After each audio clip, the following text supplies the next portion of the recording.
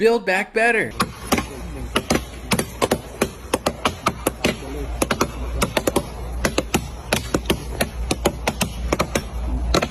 Workers lost $3.7 trillion in earnings during the pandemic. Women and Gen Z saw the biggest losses. But the world's richest became $5 trillion richer. Build back better. Nearly 500 new billionaires joined the ranks of Jeff Bezos and Elon Musk, including 9 new pharma billionaires. Build back better. Over 110,000 restaurants closed because they were gutted by the government, including thousands of mom and pop shops and family-owned businesses. Build back better. Washington Post said the pandemic pushes hundreds of millions of people towards starvation and poverty. But don't worry, Amazon posted record first quarter profits in 2021. And last but not least, the amazing expects $33.5 billion in Flist Act from a completely non-corrupt company. Build back better. Life is so much better now. Welcome back.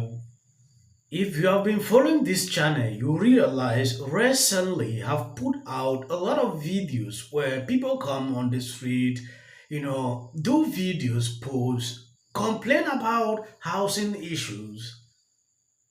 Not only in America, I have seen this happening in Canada, in fact, a lot of countries.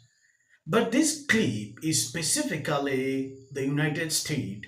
This lady put out a 5-minute video going details to explain and putting the blame on Obama, Hillary Clinton. Sometimes people have real information pertaining to this, but they are scared to speak up. This is a broker. She has been doing this for a very long time. I saw this. It is important we take an exclusive look into this video where I'll share my thought pertaining to what I've done in the past concerning this. If you have not subscribed to this channel, please endeavor to do that. And if possible, why not share out this video? I've been seeing a lot of videos on Instagram and TikTok of people talking about the cost of housing being out of control, the cost of rent being out of control. Now, I'm all about the bullshit and the laughs and giggles, but check it. You're talking to a very accomplished real estate broker. I'm a broker in 17 states, and I actually represented Fannie Mae during this infamous real estate crash for the state of Georgia. Am I a Republican? No. Am I a Trump supporter? No. But do I have information? Do I have firsthand accounts of what went on? Oh, yes, I do. So stay tuned. During the infamous housing crash, there was a thing called the Protecting Tenants Under Foreclosure Act. If you were in a property and you were renting it, you were able to stay in that property. If you were a homeowner and you lost a property, you were allowed to rent that property and be able to stay there, ironically, for about 2 or 3 years, so that you could get yourself together. So if you were one of the 8,000 homes, you probably had me come to the property and negotiate a rent with you and manage the property while you were there.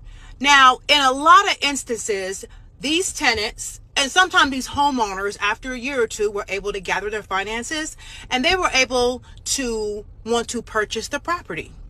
That sounds logical. So after about a few hundred offers would always be denied, I'm on a conference call and I ask and I inquire, why are we not allowing these people to buy their homes that they've been living in? Like, why are we doing that? You want to know what I was told? By Fannie Mae. I was told that they have direct instructions to not do that. And so do you want to know what happened sometime later? They were pooling these properties in pool sales, and you had to have between $10 and $50 million in escrow in order to bid on a house that somebody was living in that was $60,000, even though that family were offering $60,000 cash to buy their home. But who would have that type of money, Summer? Who would have that type of money? Because it ain't nobody up here in the A. Oh, I'll tell you who had it, because I represented them. China, South Africa, Australia, hedge funds from outside entities. I had no idea that America was for sale. And the Obama administration totally is the one that put it on the market. And I said, this is going to harm Americans. Like, why do you not want Americans to be able to buy this property at these low rates? And I also was told, because if you have a father who makes good money and his wife, the mother, makes good money, and they're not paying high prices for where they live, and they're saving money, and now they are opening businesses, and now the wife's not working, taking care of the family, it changes the dynamic and the course of how America is built, and we don't want that. So basically, you want people to stay in debt, and you want them to pay these exorbitant prices. This was all by design, y'all. By design. So anyone that listened to me during that time, think back, stitch this video. I believe you heard her. I did a couple of videos on this topic. Some women actually have idea on what is going on, but they are scared to speak up. This lady said, I don't want to talk about politics. I just feel frustrated that I'm working. I'm really earning high, but the cost of living, housing is really a big issue. I can't be able to afford a house, like a comfortable home, that she's living in a small portable. When I look at that video, then she made it clear that she is not ready to talk about politics. She's not into that. If you want to solve an issue, this is how it is done. You should be able to call out the people that are putting you through that situation, not staying silent. In the name of, I don't want to talk about politics, be able to speak up, expose them. This really made it clear. I'm not a Democrat, I'm not a Republican, so don't come after me. Because if you identify her now like a Republican, you say, oh, she's doing this because she want to put side on these people, but she's not into any of that. Imagine bringing in people from different countries to buy up some of these properties, then people in your country are suffering. They made everything very expensive to the expense of people that are into that country. It is not only the United States, there are a lot of countries that are doing these mistakes. I don't get the point why they are doing it that way. Years ago, people with a lot of money, from different countries flee in, bought some of these houses. Now, you have a certain amount of money, you are not able to even get a small one.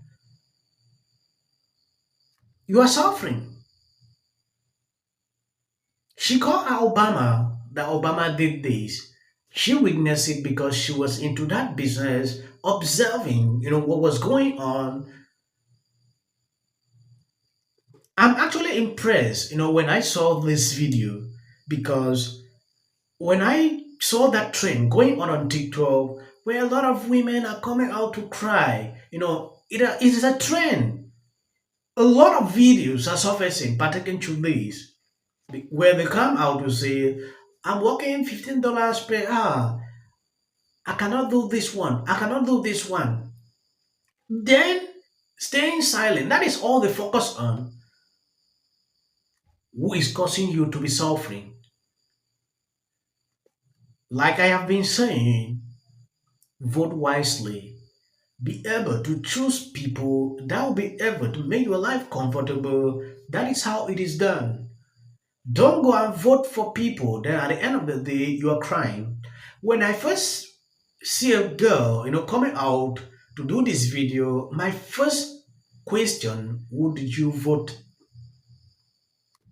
If you are able to tell me, I voted for Biden or Obama, then you should not cry because of the decision you took. Or it is high time people realize, take wisely decisions, in situations like this. Some are crying today. In 2024, they will still go and make that same mistake. It is crazy. Thank you guys for always being there sharing out my videos. God bless you abundantly.